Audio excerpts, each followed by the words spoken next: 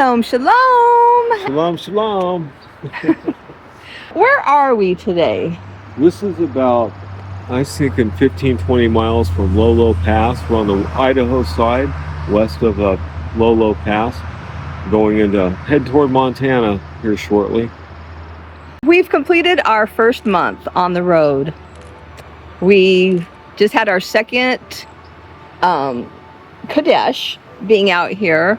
Yeah. We finally broke free of our Moab bubble, which took several weeks of back and forth to Grand Junction. We had some problems with the trailer. Yes. And its solar system, and so we kept just having to go back and forth to the dealer to finally get it fixed. So our plan was to go to Arizona and then make our way up the coast to see Kepha's family.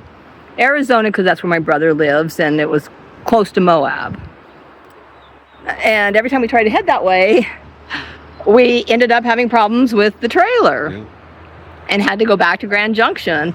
And so the last day in Grand Junction, when they finally just replaced the inverter, and we were hoping that was all that finally needed to be done. Originally they had wired the battery wrong. They mixed up the negative wires from the solar and the battery. So that started this whole cycle of problems. So once we got the new inverter put in, Kepha and I are looking at each other like, maybe we aren't supposed to go to Arizona. I was feeling sick. Kepha had been sick. There's a reason Kepha's sick, and I can't get upset about it because it's keeping us from doing what we think we were supposed to be doing. And so maybe that's not what we're supposed to be doing. Or at least not yet, for some reason. There's a lesson to be learned in this. And yes, relying on Yahoo is always the top lesson. But there's got to be more. Something. He's protecting us from something. I'm just praying. And so we prayed about it and asked Yahuwah what we should do. And he led us to Northern California. I had to head to Redding, see my brother and sister and their families. Kepha's brother and he have been estranged for 25 years, you said? It's just been this last year that they've actually kind of started communicating via telephone, but they hadn't seen each other in over 25 years. And his brother just had open heart surgery. So his brother lives in Redding. His sister's in the mountains just above Redding. And so that's where Yahuwah sent us, was to Redding to start our whole trip and to connect with family. We'd already been to Salt Lake and saw my oldest daughter and my grandson. And that was kind of like a connection of the past and the future. Right. We had gone to the Draper City Park and looked at some of my family history and met with my grandson, who was getting ready to move to Virginia, and talked to him about some of the stuff that Yahuwah was saying about him. And you can see more of that in our first episode. Right. So that connection, that family connection had been made. And then we headed north to Northern California. Well, actually, yeah, we actually went to the coast in California over the redwoods.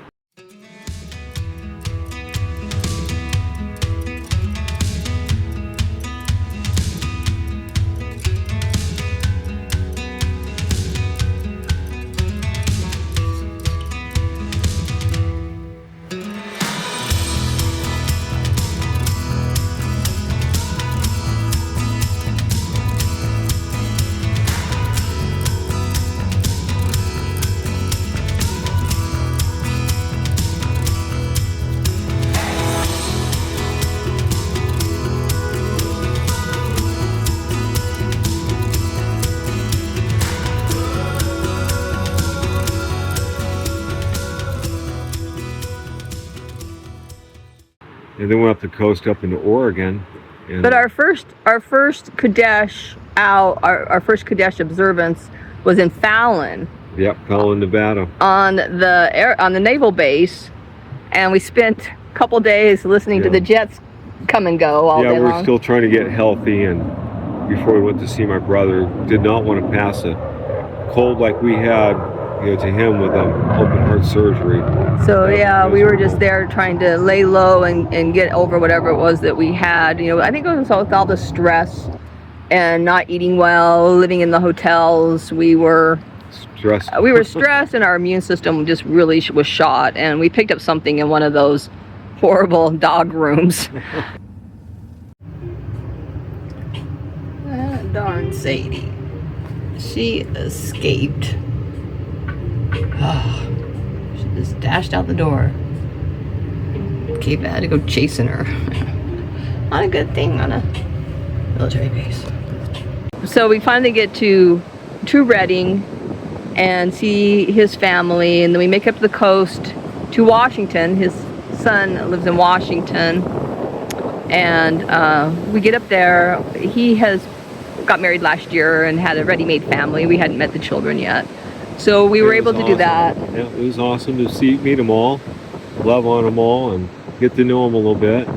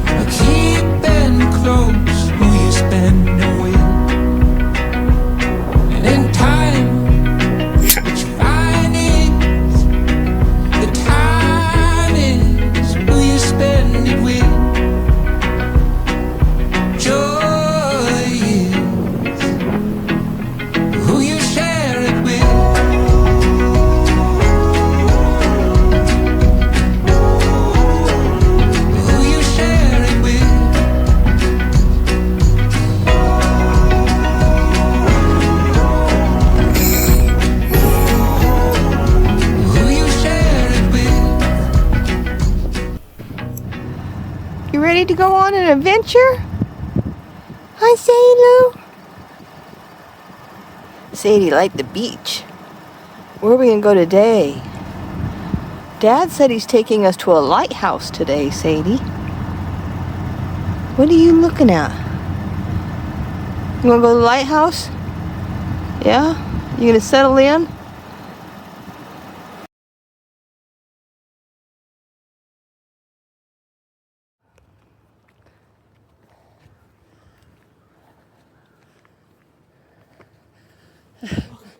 That last bit is steep. Oh my goodness. Don't tell me we could have driven up here. Well, it's an ADA. Yeah, I know. That's why they fix the road over there.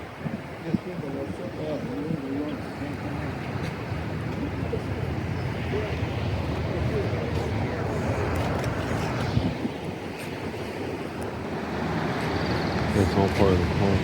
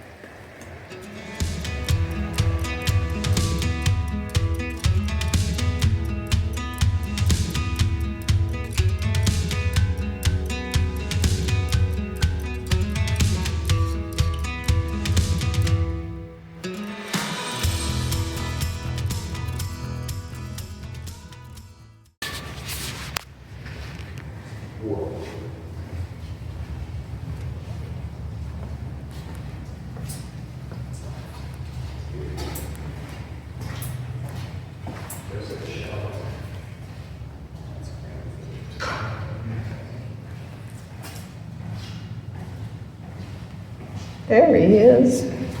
Yeah, I was looking at other grounds, this is ground. Says troop strength. Fort can be operated as an active coastal defense fort from 1864 to 1947. The number of troops stationed at fort can be varied. Several hundred officers and men were required to man the guns during times of war. When the nation was at peace, as few as 2 soldiers were in Fort Canby garrison. That's where that well-looking thing is mounted. That's where that was mounted. Oh, okay, that's where the gun goes. Okay. So they built it up over here for the interpretation center because it was wide open, covered the whole bay.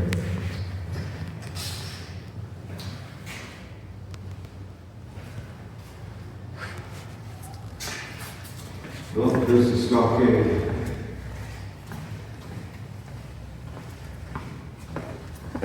Yeah. Well, the old battery, all the old loads. That's the exit, that's the exit. I'm gonna come back this way. Here's the old door.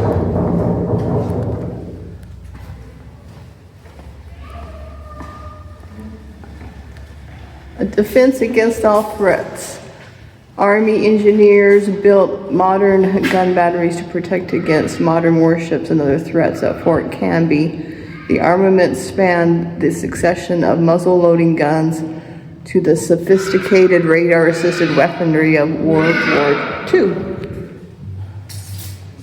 Oh, sounds like some child's getting beat upstairs.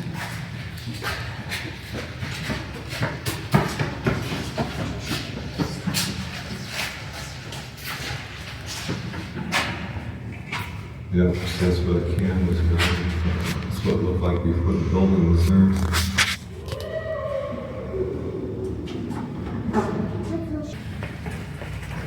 Something about wrong. There he goes.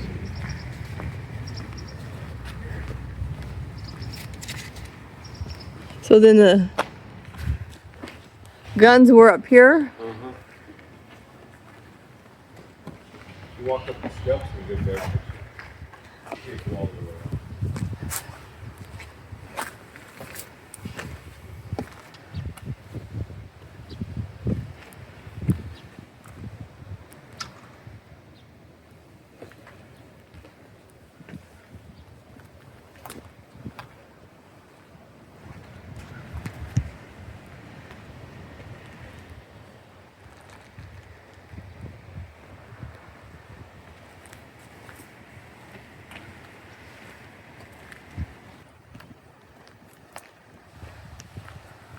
Probably over another point. We have 2 guns up and going. This has all been moved. There's part of it over there.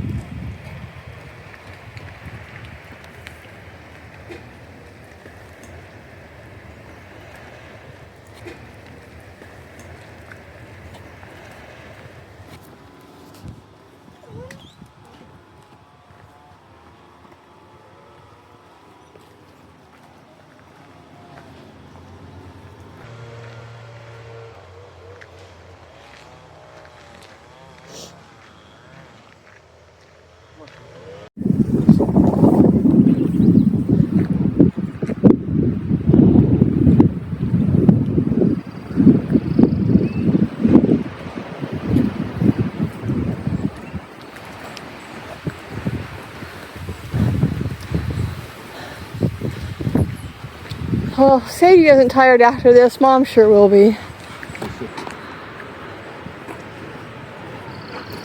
Bulletproof base bunker. So there's a bunker in case of attack. It has something in there, some type of door. That was a window, probably reinforced. Yeah, I'm sure.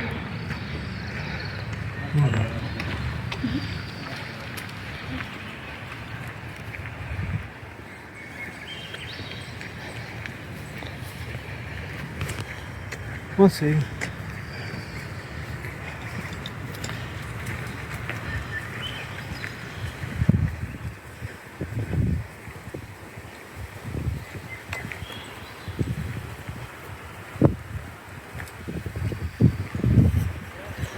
Oh, we're almost there.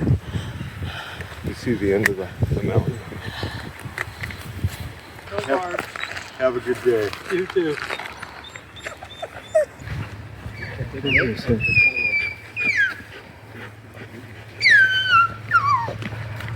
I thought that was a bird.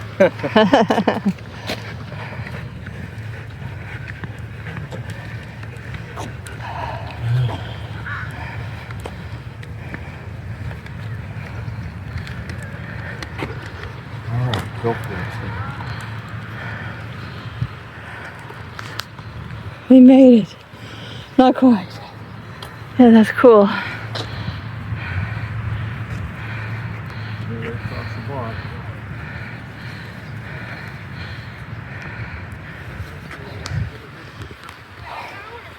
One more hill. I thought we were at the top.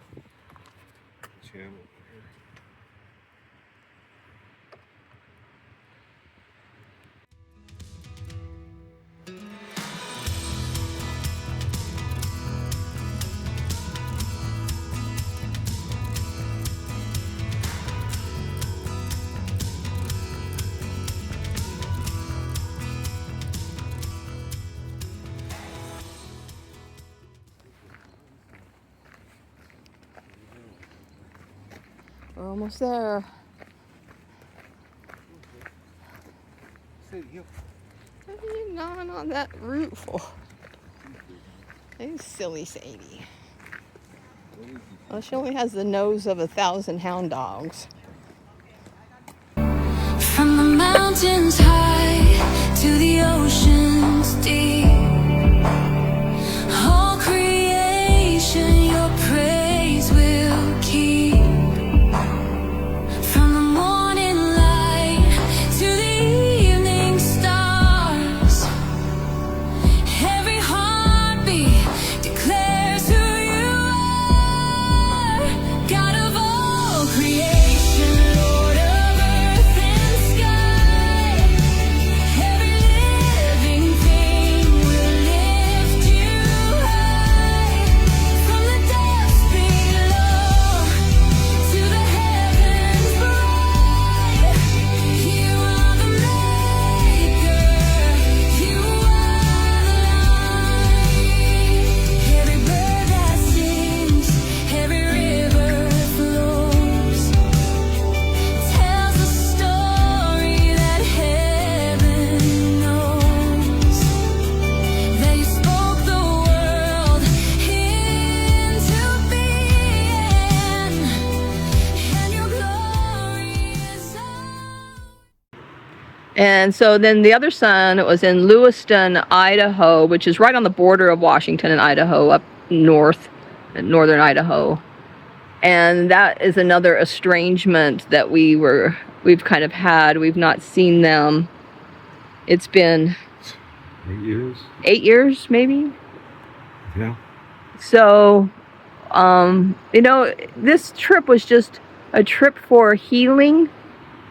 How did you put it this morning? It was so perfect what you said. It was bridges mended, Oh, stumbling blocks removed. stumbling blocks removed, just opening the doors of communication with these family members. And, you know, the word talks a lot about who is our family, what is family, and, you know, our family knows what our walk is, and that is some of the estrangement that goes on there. So that's been, you know, kind of the difficult part for us, and want to just be out there and show people, you know, we may walk this walk, but we're pretty normal otherwise. We are a peculiar people, That's but all. you know, we don't force it on anybody, and if you want to know about it, we'll be glad to talk to you about it, but we don't force it. And, you know, when you walk a peculiar walk, though, people don't know what to expect. No. And so they put you in a box and think that this is who you are when they don't give you the opportunity to show them. And we were hoping this trip was that opportunity to show people really what we are and who we are. And so we started with family. And my frustration through this whole first month was I knew Yahuwah had a job for us to do. And I've not had a lot of time to study. Right. We've not had good internet. It's just been a crazy time. And I have felt very disconnected from Yahuwah over this month as he's gave us the space. I think that was mostly it. He was giving us the space to work it all out, to work out all of the problems, and to understand that only in relying on him will we make it through this. Because that last day that we had problems with the that sounds like a Motorcycle. Oh. Came by earlier. Must be heading back to Missoula. sounded like some kind of creature coming out of the woods. But so just I think that first month was for us to realize that we need to lean on him in all things. That last day in Grand Junction, and I was having a kind of a mental meltdown. I was so tired and just so done. And I told Kaif, I said, I don't know what lesson I'm supposed to learn here.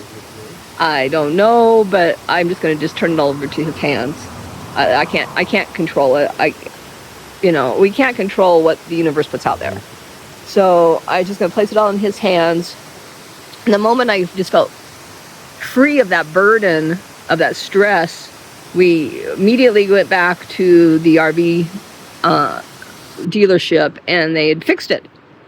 They'd replaced the inverter, and it was all fixed. And it was like it took us just turning it all over to Yahuwah. Yep. And then it was all taken care of immediately.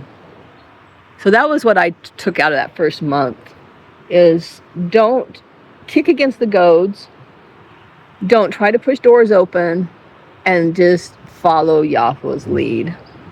And that was that lesson that month.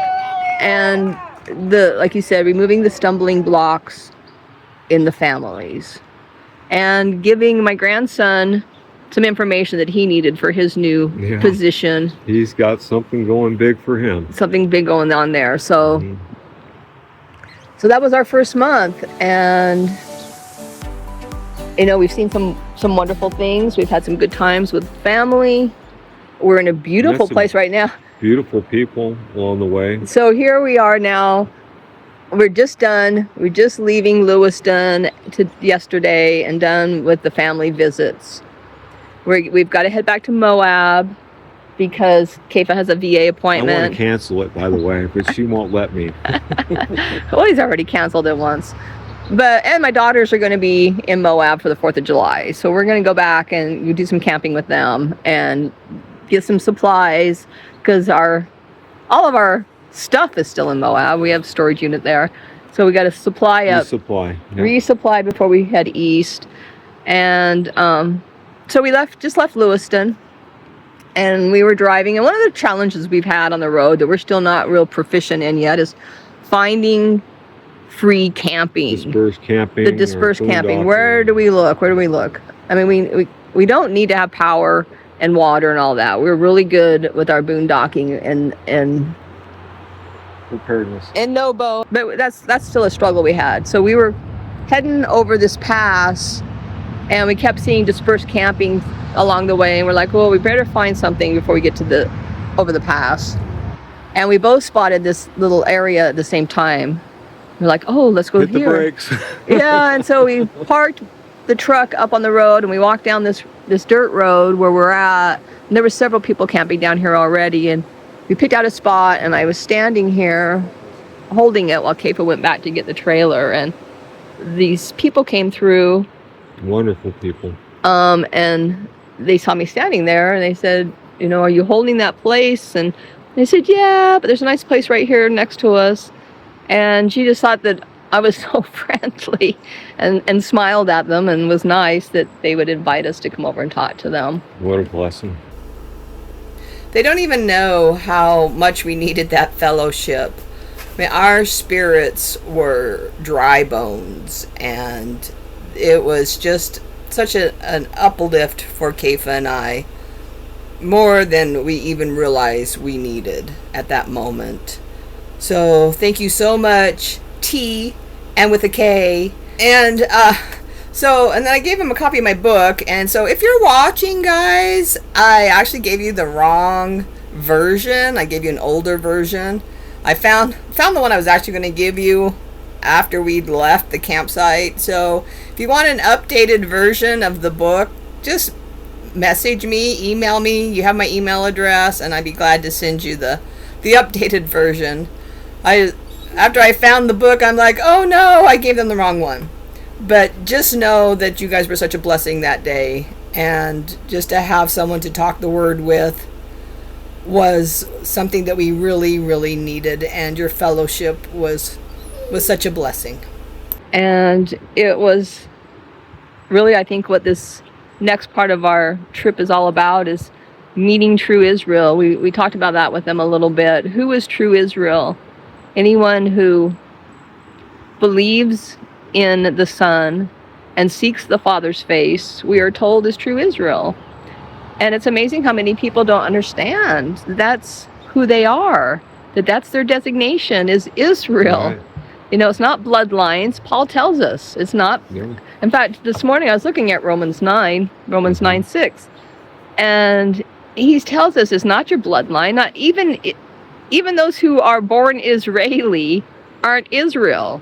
Not all are Israel.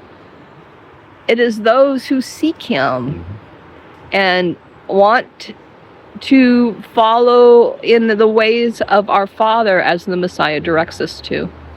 That's true Israel. And so we talked about that with them, and just had nice fellowship last night and this morning with them. And so it gives us encouragement for the next part of our trip. We had our first appointment, you know, our first Yahweh appointment. Well, it's just a beautiful spot, and we both saw it at the same time, and we're like, no argument, no nothing. We pulled right over and just came down and looked out the Sadie came down, did her inspection, make sure it was okay, and it had the Sadie's tail up, and we knew it had to be the right spot. What I'm calling like our part 2 now, so the second half of our adventure, as we are done with kind of the family circle. As we head east, we plan on meeting up with different family and friends.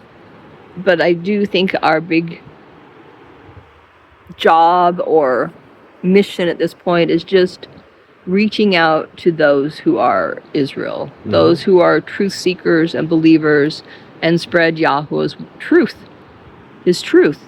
You know, what is truth?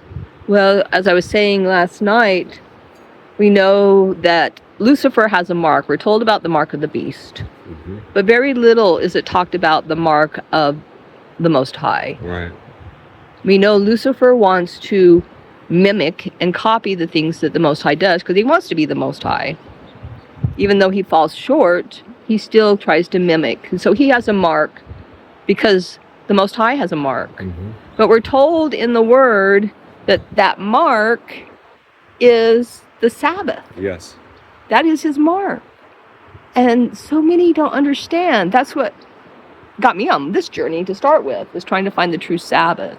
Because we know Saturday is not the true Sabbath. We know Sunday is not the true Sabbath. But where was the true Sabbath? And that's what personally got me on this journey, was looking for the true Sabbath. And getting the true Sabbath immediately came healing. You know, what to do, where to find it, what we needed to do. Yeah, we were Things. both on our deathbed. So we don't I- take that for granted. That's a blessing from above. I've been healed from cancer. Keifa had horrible autoimmune, Heavy metals. heavy metals. We were both so overweight. And Yahweh, he showed us his mark of being the true Sabbath. And like Keifa said, once we started observing and trusting in that, because it was not mainstream So thought. Leap of faith. Very much a leap of faith. Well, and we were at the moment that we were discovering the truth, we were following the lunar Sabbath. And I know Keifa never felt comfortable with that. I was doing it a little longer than he was. I was in the lunar group. I wanted to understand it, you know. Yeah, but there was just some conflicts in that with scripture, especially around the Passover, which really bothered me. So I knew that I hadn't found the truth, but I didn't know where the truth was. And of course, Yahweh tells us to look at the heavens. The heavens, Genesis 1:1. Yeah, the heavenly tablets. Right in Genesis, the first book, he tells us where his calendar is, which is elaborated in Enoch and the book of Jubilees. But we're just excited now to get this next part of our journey. And along the way, we're hoping that maybe we'll find a place where we'll settle, some land, a little farmhouse, something. We don't know. But right now it's just myself and Keifa and Sadie and Bo and Pearl on the road looking for our tribe. Yeah. Tonight we're going to go find a new neighborhood for Sadie, you know. So we enjoy this neighborhood, and we have to keep it. We have to come back through it sometime. We're going to keep it in mind, you know. It's beautiful here. But so that's been kind of a recap of our first month, and we're heading out today, heading towards Missoula, and then Probably south. Start making our way back to Moab. Not in a hurry. But felt so blessed last night to find some people of faith who were truth seekers. And yeah, we just give him all the praise and glory for every step we take and every person we meet. And I do want to say, though, the one thing that really opened my eyes on this trip so far, I've been so sheltered. Living in Moab, living in Salt Lake City. Salt Lake City is getting kind of bad now, but as I was growing up, I was very sheltered where I lived to the homeless issue and how much homelessness there is in particularly these liberal states. I-5 corridor. Northern California, Oregon, Washington. The homelessness and the trash. I'm not used to seeing filth on the streets. Or having to go to a campsite and pick up 3 bags of garbage. Well, Utah is pretty good about keeping the roads clean.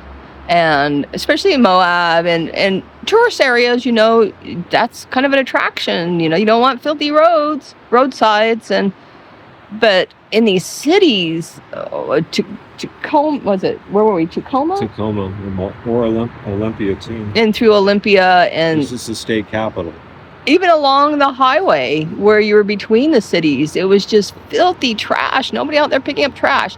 I saw piles of clothing and just garbage.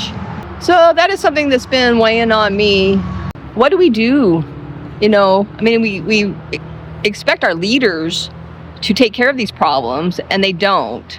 And it's like everybody just turns a blind eye. And maybe the problem is so big that it feels overwhelming for any one person or group to try to handle. And yes, the Messiah told us there will always be the needy and will always be the hungry. And we're to keep our focus on him. And so I don't know where he's going to lead us in that, but I know it's weighing heavily on my heart. It's going to be awesome. These homeless. I don't know if we're going to be approaching them. I don't know. I honestly don't know, but I just know that I had an awakening. I had a real awakening to what is beyond the bubble I've lived in for so long. And I just pray for Yahweh to guide us in where he wants us to be and what he wants us to say and do. And we ask for your prayers as well, that we are given discernment and understanding of what our job is to be out here. So we're excited for this journey, and we're excited for you to come along with us. Excited to see if we come across you too. So Let us know where you're at, and if you're in our state of travels, we can get a hold of you and have some fellowship. it'd be great. It'd be wonderful. It would be very Praise wonderful. Yahweh. And again, I'm giving him all the praise and glory for the fellowship that we had last night Mm-hmm. with some newfound friends and believers in the Most High and his Son. Yeah. So we just wanted to catch everybody up to where we were this first month of our travels and what we were doing and how we were doing. We've kind of been off grid a little bit. My daughter was a little worried because I wasn't answering her messages. She even called me. called Kefa, which she rarely does unless she can't get a hold of me. And we've not had phone service or internet. I've been wanting to try to keep everybody up to date, but it's just been impossible. And back into my studies, I did get an email from a follower who I talk to once in a while. Her name is Eloah, and she checked in with us and was asking me about one of my studies that I needed to redo. And so that kind of lit a fire under me to get back into my studying and get some of my older stuff updated and refreshed. And that's what she was asking about, was an older study I had on the priestly new year. So get back into our groove, get back walking with Yahweh the right way. And now that we're kind of getting our groove on in this moving all the time and traveling, and it took a minute to figure it all out. We ended up having to buy a real generator. We were trying to use this solar generator, the EcoFlow. With we have solar on the roof, but the EcoFlow just wasn't cutting it. So we had to go buy a real generator. And that's made a big difference in how we can boondock. So we're excited. It runs off propane and gasoline, and we carry propane on board. So it just worked out great for us. Rather not have to carry more than we need, that's for sure.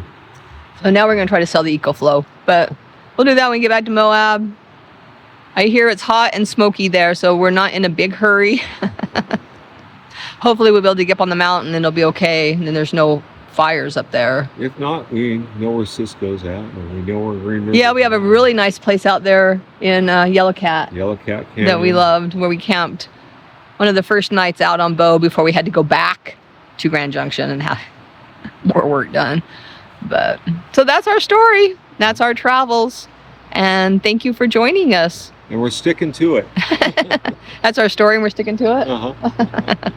So until we meet again, we want to wish you shalom, shalom.